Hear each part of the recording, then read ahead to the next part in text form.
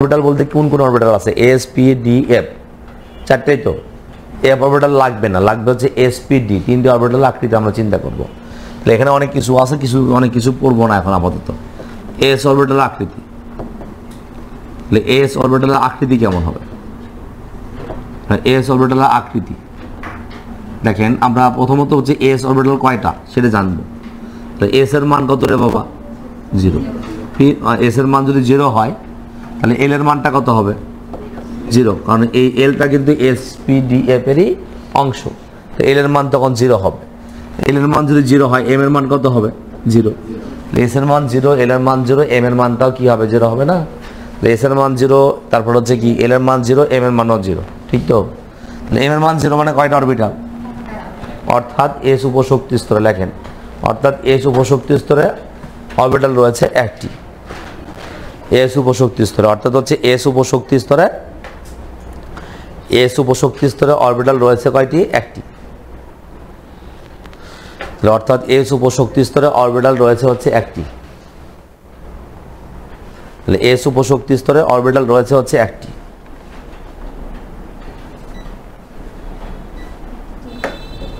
S উপশক্তি স্তরে orbital রয়েছে কয়টি বলছি? একটি। আচ্ছা, এখন লেখেন এস অরবিটাল হচ্ছে গোলক আকৃতি। এস অরবিটাল হচ্ছে গোলক আকৃতি। তাহলে এস অরবিটাল হচ্ছে গোলক আকৃতি, জাস্ট এরকম। এটা হচ্ছে এস অরবিটাল।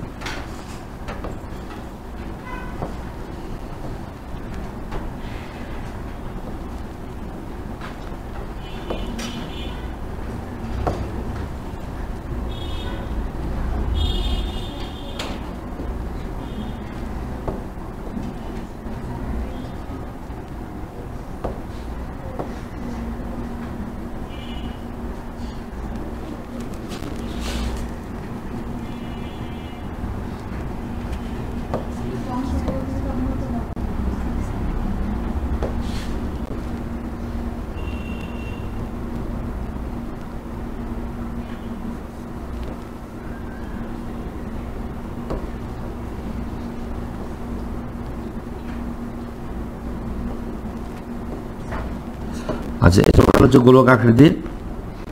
এটা হচ্ছে নিউক্লিয়াস, ধরন হচ্ছে এটা আমরা এক্স অক্ষ বলছি, এটা ধরুন ওয়াই অক্ষ, এটা হচ্ছে জেড অক্ষ। এটা হচ্ছে কি orbital? S orbital. S orbital যেটাই লিখি না কেন সবগুলো হচ্ছে কি বলবো?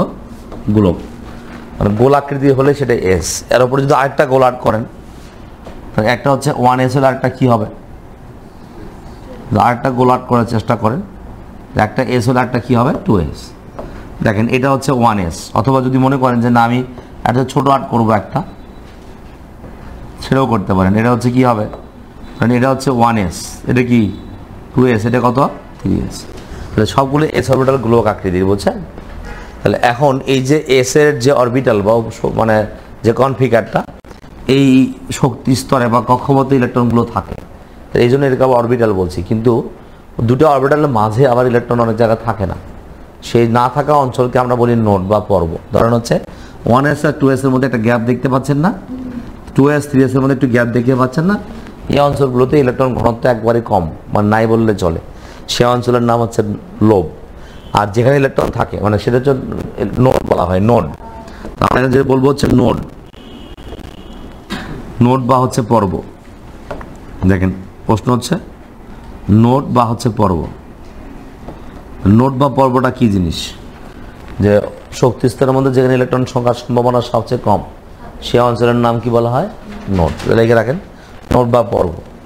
দেখেন শক্তি স্তরের মধ্যে যেখানে ইলেকট্রন পাওয়ার সম্ভাবনা সবচেয়ে কম, যেখানে ইলেকট্রন পাওয়ার সম্ভাবনা সবচেয়ে কম, সেই অঞ্চলের নাম কি বলা হচ্ছে? নোড বা হচ্ছে পর্ব। শক্তি স্তরের মধ্যে যেখানে ইলেকট্রন পাওয়ার সম্ভাবনা সবচেয়ে কম, সেই অঞ্চলকে বলা হচ্ছে নোড বা কি বলা হচ্ছে? পর্ব। শক্তি স্তরের মধ্যে যেখানে ইলেকট্রন পাওয়ার সম্ভাবনা সবচেয়ে কম, সেই অঞ্চলকে কি বলা হবে? নোড। বুঝছেন? তাহলে শক্তি স্তরের মধ্যে যেখানে ইলেকট্রন পাওয়ার সম্ভাবনা সবচেয়ে কম, সেই অঞ্চলের নাম কি বলছি? নোড বা হচ্ছে কি বলা হবে? পর্ব। তাহলে শক্তি স্তরের মধ্যে যেখানে ইলেকট্রন পাওয়ার সম্ভাবনা সবচেয়ে কম, সেই অঞ্চলের নাম হচ্ছে কি? নোড বা হচ্ছে পর্ব। তাহলে নোড বা পর্বটা কি জিনিস? তাহলে যেখানে ইলেকট্রন পাচ্ছি না, লেখেন হচ্ছে একটি শক্তি মানে অরবিটালে n-1 সংখ্যক নোড থাকে। লেখেন একটি অরবিটালে হচ্ছে n-1 সংখ্যক নোড থাকে। তাহলে নোড সংখ্যা থাকে n-1 সংখ্যক। একটা অরবিটালে নোড থাকে হচ্ছে n-1 সংখ্যক। n-1 মানে হচ্ছে n এর মানটা কত হবে সেখান থেকে এক বাদ দিলে আমরা নোড সংখ্যা পাবো। যদি বলা হয় 1s এ কয়টা নোড আছে? 1s 1 মানে n এর মান 1 1 - 1 তার কত হবে? 0 না? বাট যদি বলি 2s এ কয়টা নোড আছে? 1 3s এ কয়টা আছে? 2। বোঝা গেছে? এই হচ্ছে নোড বা পর্ব বের করার সিস্টেম। এরপর নোডাল প্ল্যান বা হচ্ছে পারবীয় তল আছে, অ্যাঙ্গুলার নোড, রেডিয়াল নোড, এগুলো অত দরকার নাই। এগুলো এক সময় হয়তো পড়ানো হয়েছে, এখন ওগুলো আসে না। অ্যাডমিশনে যদি আসে, অ্যাডমিশনের সময় চিন্তা করা হবে। এমনি পিছিয়ে পড়ে গেছে, ওগুলো পড়তে গেলে সময় নষ্ট করা হবে খালি। আচ্ছা, বুঝছে সবাই এটা নোড বা পর্ব? দুটি অরবিটালের মাঝখানে ফাঁকা অংশ যে থাকে, যেখানে ইলেকট্রন থাকে না, ইলেকট্রন পাওয়ার সম্ভাবনা সবচেয়ে কম, সেই অঞ্চলের নাম কি বলা হবে? নোড। আচ্ছা ফাইন। এবার লেখেন পি অরবিটালের আকৃতি। লেখেন পি অরবিটালের আকৃতি। পি অরবিটালের আকৃতি কেমন হবে? পি অরবিটালের আকৃতি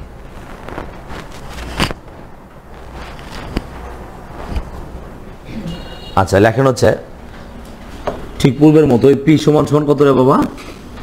1। তাহলে এল এর মান কত হবে? 1। পির মান যদি 1 হয়, এল এর মানও 1 হবে না? আচ্ছা, এম এর মানটা কত হবে? -1 0 +1, তাই না? তাহলে -1 0, তারপরে কি বলছে আমরা? +1। তাহলে পির মান 1, এল এর মান 1, এম এর মান হচ্ছে -1 0 +1। তাহলে অর্থাৎ পি অরবিটালে লেখেন, অর্থাৎ পি উপশক্তি 3টি অরবিটাল রয়েছে।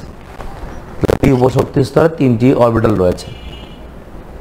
পি উপশক্তি স্তরে 3টি অরবিটাল রয়েছে, যা হচ্ছে নামগুলো কি বলবো? নামগুলো লিখে রাখবো। px একটা, py একটা, pz একটা। ঠিক আছে?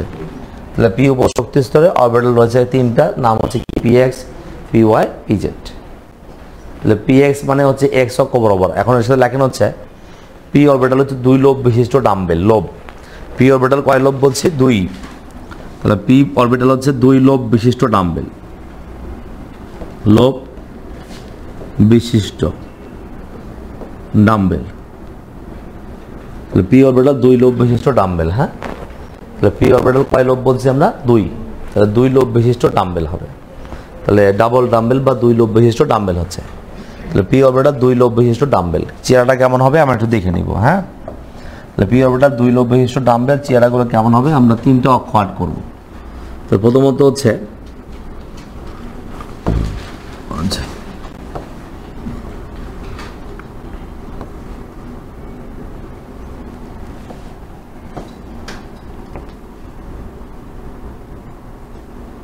এরকম।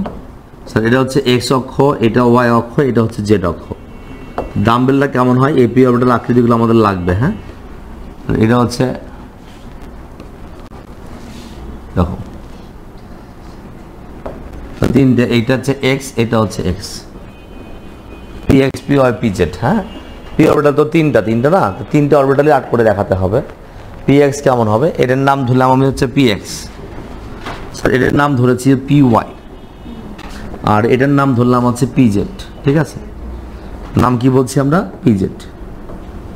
একটা হচ্ছে পিএক্স, একটা পিওয়াই, একটা হচ্ছে পিজেড। একটা পিএক্স অরবিটাল, একটা পিওয়াই অরবিটাল, একটা হচ্ছে পিজেড অরবিটাল। হ্যাঁ, এটা পিএক্স, এটা পিওয়াই, এটা কি বলছি আমরা? পিজেড। ওকে, সমস্যা আছে কি আরো? একটা পিএক্স, একটা পিওয়াই, একটা কি বলছি আমরা? পিজেড। 3টে অরবিটাল। এখন কেমন হবে চেহারাগুলা? পি এক্স যদি হয় তাহলে এক্স অক্ষ বরাবর লোব হবে। বুঝছেন? কয় লোব? 2 লোব। এই যে একটা লোব, এই যে একটা লোব, এই 2 লোব হচ্ছে এটা পি এক্স এর চেহারা। পি এক্স দেখতে এরকম। পি ওয়াই যখন হবে তখন এই লোব দুটো হচ্ছে ওয়াই অক্ষ বরাবর হবে, এই যে এরকম। স্যার পি জেড যখন হবে অক্ষ বরাবর, পি জেড বরাবর কিন্তু লোবটা হবে। P x, p y, p z. X অক্ষ বরাবর লোব হলে পি এক্স, ওয়াই অক্ষ বরাবর লোব হলে পি ওয়াই, আর জেড অক্ষ বরাবর লোব হলে কি বলবো? P Z. একটার নাম হচ্ছে পি এক্স, একটা পি ওয়াই, একটা হচ্ছে কি বলছি আমরা? P z. এক্স অক্ষ বরাবর হলে পি এক্স, ওয়াই অক্ষ বরাবর হলে পি ওয়াই, এবং জেড অক্ষ বরাবর হলে কি হবে? P Z. কথা কি বুঝতে পেরেছেন? একটা পি এক্স, একটা পি ওয়াই, একটা কি বলছি আমরা? P Z. ওকে, তাহলে অক্ষ বরাবর লোভ হলে কিন্তু নামগুলো বলা হচ্ছে p x, p y, p z. তাহলে দুই লোভ বিশিষ্ট ডাম্বেল প্রকৃতির হচ্ছে এগুলা। ওকে, আচ্ছা, তাহলে পি অরবিটাল আকৃতি চেহারা শেষ, কোনো সমস্যা নাই, এর কোনো চাপ নাই। খালি এই চেহারা রাখবেন, পরীক্ষায় আকৃতি আসবে না, কিন্তু আমরা মৌলের পর্যাবৃত্ত ধর্ম যখন শুরু করব তখন কিন্তু আপনাদের এই বিষয়গুলো নিয়ে সমস্যার সৃষ্টি হবে, মানে তখন এই আকৃতিগুলো না জানলে সমস্যা। ডি অরবিটাল আকৃতি সচরাচর লাগে না, তারপর আমরা লিখবো এবার এখন ডি অরবিটালের আকৃতি, ডি অরবিটালের আকৃতি, ডি অরবিটালের আকৃতি। ডি অরবিটালের আকৃতিগুলো কেমন হবে? আচ্ছা, ওই রকম করে লেখেন না, একইভাবে যেভাবে বের করেছিলাম আমরা, মনে পড়ে? ডি সমান সমান কত? 2। এল সমান 2 হবে, ডির মান 2 মানে এলের মানও 2। স্যার এম এর মান কত হবে? -2, -1, 0, +1, +2, তাই না? তাহলে ডির মান 2 হলে এলের মান 2 হবে, এম এর মান কী হবে? -2 হবে, -1 হবে, 0 হবে, +1 হবে, প্লাস কত হবে? 2 হবে। কথা কি বুঝতে পেরেছেন? অর্থাৎ লেখেন, অর্থাৎ হচ্ছে ডি উপশক্তি স্তরে মোট 5টি অরবিটাল রয়েছে। ডি উপশক্তি স্তরে মোট কয়টা অরবিটাল রয়েছে? 5টি। যা হচ্ছে নামগুলো লিখি আমরা, 5টা অরবিটাল রয়েছে, সে 5টা অরবিটালগুলো কী কী হবে সে নামগুলো লিখতে চেষ্টা করি। নাম হচ্ছে একটা D x Y, D Y z, x Y, y থেকে আবার শুরু হবে, ডি এক্স ওয়াই, ওয়াই থেকে শুরু, ডি ওয়াই জেড। তারপরে কি বলবো? D Z X, D X square বন্ধন Y square, D Z square. হ্যাঁ, একটা এক্স ওয়াই, একটা ওয়াই জেড, একটা জেড এক্স, একটা হচ্ছে এক্স স্কোয়ার বন্ধন ওয়াই স্কোয়ার। ওকে, তাহলে একটা এক্স ওয়াই, একটা ওয়াই জেড, একটা জেড এক্স, একটা ডি এক্স স্কোয়ার বন্ধন ওয়াই স্কোয়ার, একটা ডি জেড স্কোয়ার বলছি আমরা, তাই তো? তাহলে আমরা এখন হচ্ছে এই যে 5টা অরবিটাল লিখেছি, সে 5টা অরবিটালের চেহারাগুলো দেখানোর চেষ্টা করব। আচ্ছা, এখন 5টা অরবিটাল ছোট করে লিখলেও হলো, আমরা দেখানোর চেষ্টা করছি, অক্ষগুলো দেখাতে হবে, বুঝছেন? অক্ষগুলো দেখাতে হবে। তো দেখেন আমি ছোট করে করেছি, এটা হচ্ছে এক্স ওয়াই, এটা হচ্ছে জেড।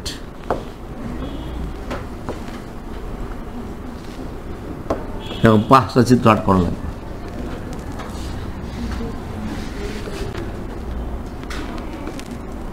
ধরেন এরকম 5টা, তাহলে 5টার আবার নাম হবে। হ্যাঁ, নাম যদি দিয়েছে ডি এক্স ওয়াই, ডি হচ্ছে Y Z, D Z x,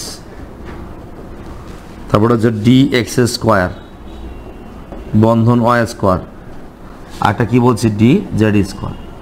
তাহলে D x Y, D Y Z, D হচ্ছে Z X, D X square বন্ধন ওয়াই স্কোয়ার, কি বলবো? D Z square. ঠিক আছে, তাহলে এ হচ্ছে 5টা D, D x Y, Y Z, Z X, X square বন্ধন ওয়াই স্কোয়ার, একটা কি বলছে? D Z square. এই 5টা অরবিটাল ডির নাম। এখন কেমন হবে 5টা অরবিটালের চিত্রটা দেখে নেবেন একটু ভালো করে। হ্যাঁ, তাহলে এক্স ওয়াই যখন হবে, এই যে এক্স ওয়াই যখন হচ্ছে, মানে এক্স অক্ষের অক্ষ বরাবর না, দুই অক্ষের মাঝখান দিয়ে যে হচ্ছে ফাঁকা অংশ রয়েছে তার মধ্য দিয়ে লোভটা হবে। এক্স ওয়াই হলে এই এক্স ওয়াই মাঝখান দিয়ে, অক্ষের মধ্য দিয়ে, অক্ষ ভেদ করে নয়, অঙ্কের মাঝখানে যে ফাঁকা অংশ আছে সে অংশের মধ্য দিয়ে লোভটা হবে, এই যে এরকম। ঠিক আছে, একদম ডি এক্স ওয়াই। আরেকবার বলতেছি যে এক্স ওয়াই যখন বলছে, এক্স অক্ষের মাঝখানে ফাঁকা অংশ আছে না, আর ওয়াই অক্ষের মাঝখানে ফাঁকা অংশ। আর যে ডি অরবিটাল কিন্তু 4 লোভ বিশিষ্ট ডাম্বেল, 4টা লোভ না, 1টা 2টা 3টা। পি অরবিটাল ছিল 2 লোভ বিশিষ্ট ডাম্বেল, আর ডি অরবিটাল হচ্ছে 4 লোভ বিশিষ্ট ডাম্বেল। লিখে রাখতে পারেন যে ডি অরবিটাল 4 লোভ বিশিষ্ট ডাম্বেল। চেহারাটা কেমন হবে সেই চেহারাটা বোঝানোর চেষ্টা করা হয়েছে এরকম। আর ডি ওয়াই জেড যদি হয় না, ওয়াই জেড, তো ওয়াই অক্ষের মাঝখান দিয়ে গ্যাপটুকু রয়েছে এরকম, এরকম মাঝখানে গ্যাপ আছে, ডি হচ্ছে ওয়াই জেড এটা। আর ডি যদি জেড এক্স বলি, জেড এক্স, এই যে জেড এর মাঝখান দিয়ে যে লোভটা আছে, জেড এবং হচ্ছে এক্স, এরকম, এটা হচ্ছে ডি জেড এক্স। একটা হচ্ছে ডি ওয়াই জেড, আর ওটাকে আমরা কি বলবো? D Z X. আর এক্স স্কোয়ার বন্ধন ওয়াই স্কোয়ার যদি বলি, তাহলে এই যে এক্স স্কোয়ার বন্ধন হচ্ছে এরকম ওয়াই স্কোয়ার, তাহলে একটা ডি এক্স স্কোয়ার বন্ধন কি বলছি? Y square. আরটা কি বলা আছে? ডি জেড জেড স্কোয়ার বললে এখানে দেখেন 4টে লোভ পাওয়া লাগবে, 4টে লোভের মধ্যে আমরা 2টা লোভ দিতে পারছি, আর 2টা লোভ আপনি কই দিবেন? এখানে কিন্তু মাথায় রাখেন, এক্স স্কোয়ার স্কোয়ার যখন হবে তখন অক্ষের ওপর দিয়ে কিন্তু লোভ হচ্ছে, এক্স এর অক্ষের ওপর আর ওয়াই অক্ষের উপর। আর যখন ডি জেড স্কোয়ার হচ্ছে তখন কিন্তু জেড স্কোয়ারের উপর দেওয়া হচ্ছে কিন্তু আরও দুটো আছে, তাই বোর্ডের উপর সাথে দেওয়া সম্ভব নয়, সেই জন্য করে গোল মার্কিং করে বোঝানোর চেষ্টা করা হচ্ছে। এখানে আরও দুটো আছে, বুঝতে পারছেন, 4 লবি আছে। তো এ হচ্ছে বিষয়। তাহলে আমরা এক্স ওয়াই পাইছি, ওয়াই জেড পাইছি, জেড এক্স, জাস্ট এইটাই। এ পর্বটাল আকৃতি কখনো লাগবেও না, আর্ট করতেও বলবে না, কারণ 6 লোব বিশিষ্ট ডাম্বেল হবে। 4 লোব বিশিষ্ট ডাম্বেল দিলে চেয়ার আর কেমন যেন হয়ে যায়। আর 6 লোব যখন দেখবেন দেখাবো আর্ট করবো তখন দেখা যাবে না। আর বইয়ে নাইকে বইয়ে উপস্থাপন করলে কখনো লাগবে না। এসপিডি হবে 3টা হলে, এসপিডি 3টা হলেই চলবে, ঠিক আছে।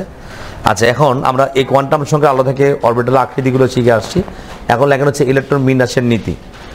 ইলেকট্রন বিন্যাসের নীতি, হ্যাঁ, নীতির উপর ক্লাস হবে এই সপ্তাহ আর বাকি 2 দিন। এই সপ্তাহের মধ্যে শেষ করে দিব, তারপরে দেখা যাচ্ছে পরের সপ্তাহে আমরা হচ্ছে যে নতুন কিছু পড়াতে পারি কিনা, টেনশন নাই। ইলেকট্রন বিন্যাসের নীতি যে পর্যন্ত হয়ে যাবে তারপর থেকে ক্রমান্বয়ে রেকর্ড ক্লাস পাবেন, টেনশন নাই, বোঝা গেছে। ক্রমান্বয়ে যদি আমি যে পর্যন্ত পড়াতে পারছি, আমার এই ব্যাচটা তো গ্যাপ একটা টাইম ফাঁকা ছিল, 20 তারিখের পর থেকে ব্যাচ স্টার্ট করব। তো যখনই আপনাদের ব্যাচ এটা গ্যাপ ক্লাস বন্ধ হবে, আমি এই অধ্যায়ের শেষ পর্যন্ত মোটামুটি ধরেন দ্রাব্যতা অঙ্কগুলো করাবো, মানে দ্রাব্যতা আয়ন শনাক্তকরণের যে বিষয়গুলো আছে এগুলো করাবো, কিন্তু সেটা রেকর্ড ক্লাস আকারে পাবেন, মানে কন্টিনিউয়াস পাবেন। যারা ক্লাস করতেছেন তারা তো বোঝেনি যে এরপর থেকে আমরা রেকর্ড করব, মানে যেদিন ক্লাস থাকবে সেদিনই আপনাকে রেকর্ড দেওয়া হবে, সমস্যা নয়। আমি রাত্রেবেলা রেকর্ড করে আপনার গ্রুপে আমি দিয়ে দিব। আচ্ছা, সমস্যা নয়, গ্যাপ পোর্শন মানে বের হওয়া সম্ভব, যদি একটু চেষ্টা করেন তাহলেই সম্ভব। ইতিপূর্বে আমাদের ক্লাসগুলো হয়ে গেছে, সেগুলো রেকর্ড ক্লাস দেওয়া আছে, যারা মিস করছেন তারাও গ্রুপে জয়েন করলে দেখতে পাবেন। আচ্ছা, আসি এখন হচ্ছে ইলেকট্রন বিন্যাসের নীতি নাম্বার 1। 1 নম্বর লেখা হচ্ছে আউফবাউ নীতি। তাহলে আউফবাউ নীতি।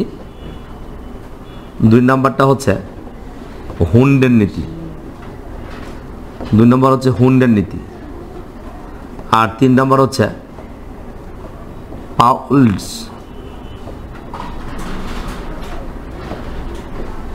বর্জন নীতি।